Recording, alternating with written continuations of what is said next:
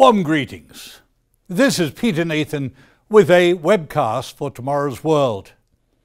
The end is nigh. The idea that is normally reserved for those who create apocalyptic scenarios.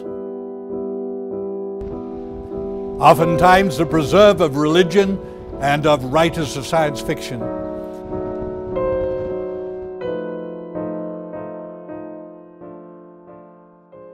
It's also a subject that the BBC, one of the major English language news websites of the world, recently addressed. In the Earth section of its website, the BBC asked us the question, quote, "How long will life survive on planet Earth?"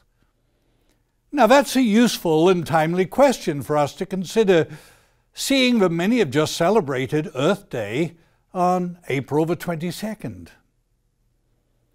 In addressing their question, the BBC lists some 8 ways in which life on planet Earth could come to an end. The time frame they offer us ranges from the present to 100 million years out, and then on to literally billions of years.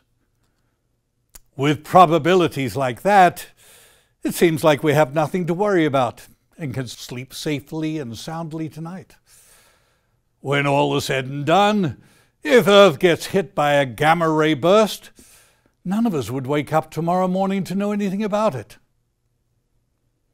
In presenting their evidence, the BBC came close to a well-established scourge of life on Earth.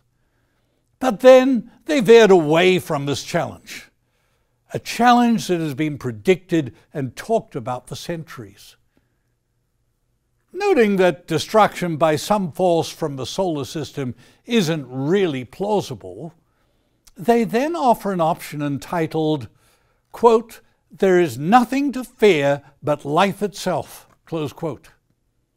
The BBC then outlines a scenario where increasing heat from the sun would lead to carbon dioxide being no longer available.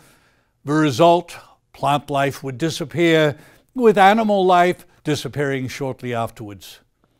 Literally, in their own words, sterilizing the planet. But life, and especially human life, has power to do this, and in a much shorter time frame than the possible 500 million years that the BBC commentators suggest, deserves much more careful consideration. Some 2,000 years ago, Jesus Christ warned his followers that a time was coming in which the survival of human life would be at risk. But for a certain factor, no life would be left alive. The cause of such calamity? Human warfare and carnage.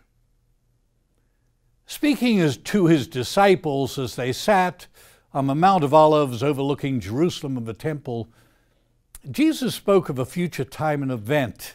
And I quote from Matthew chapter 24, verses 21 and 22, where Jesus said, "At that time there will be a great tribulation, a period of time of which warfare will be a major part, such as has not been since the beginning of the world until now, nor ever will be."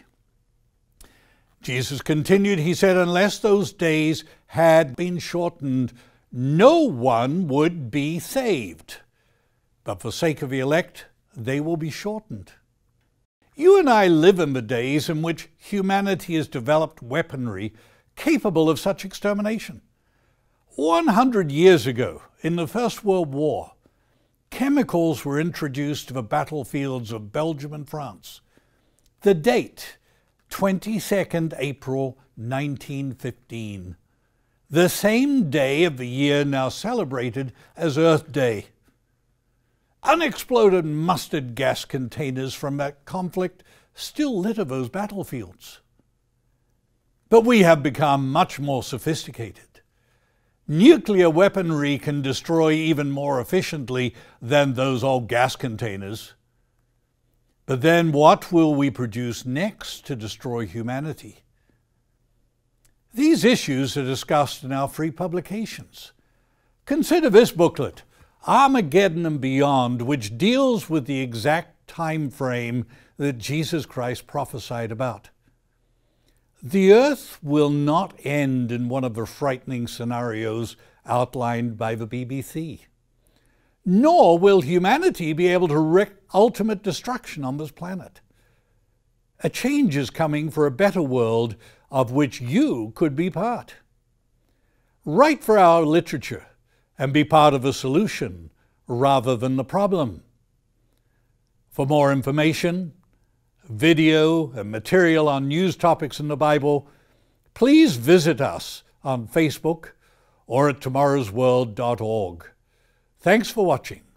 See you next time.